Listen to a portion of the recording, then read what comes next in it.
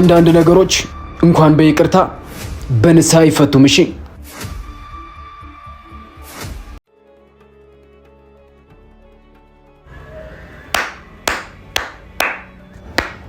ዋው ጎበዞች! ምን የተለየ ነገር አገኘሽበት? እባክሽ ይቅርታ።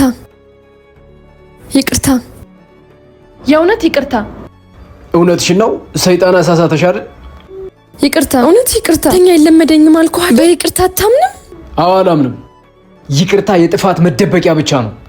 አንተ ሁሌ ያጠፋ አይደል እንደ ይቅርታ ማድረግልህ? ያጠፋሁትን ጥፋት ደግሜ ያውቃለሁ? ቼትስ አድርጌብሽ አውቃለሁ? በጭራሽ። ከዚህ በኋላ እውነት ቃል እገባለሁ ድጋሜ አይለመደኝም። አንድ ኩላሊትሽን ወስጄ 3 አይን ባረግልሽ ትርጉም ይሰጥሻል? አይሰጥሽም። መቼም ጥላኝ እንደማትሄድ እኮ ቃል ገብተህልኝ ነበር።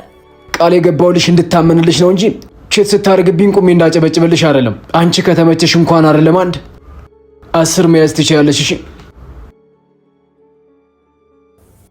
በዚህ መንገድ እንዲያውቅ አልፈለኩም ነበር። በቃ ተረጋጊ፣ ተይው። እኔ ያለሁልሽ አይደል? ሁሌ ደግሞ ከሄደው ይልቅ የሚመጣው አሪፍ ነው ይባላል።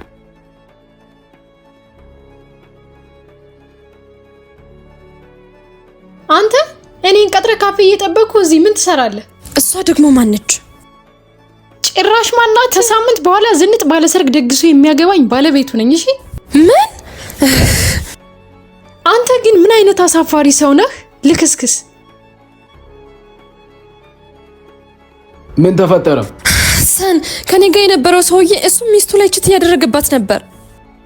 ሰካራም ሰዎች መጠጥ ቤት ውስጥ እንደሚገናኙት ሁሉ ባለትዳር ሆኖ የሚማግጡ ሰዎች የሚገናኙት ከባለትዳር ባለትዳሮች ጋር ነው።